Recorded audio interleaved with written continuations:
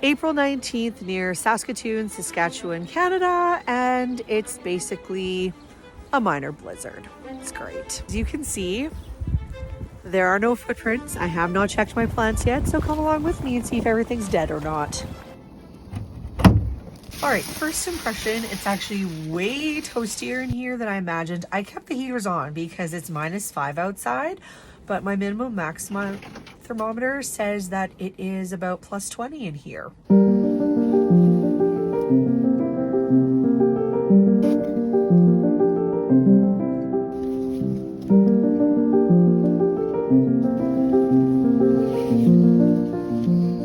Thankfully, we live to see another day in the greenhouse, and now I have to decide, am I willing to risk my plants for the next 2 days, which have even worse temperatures? Follow along to see how the saga continues.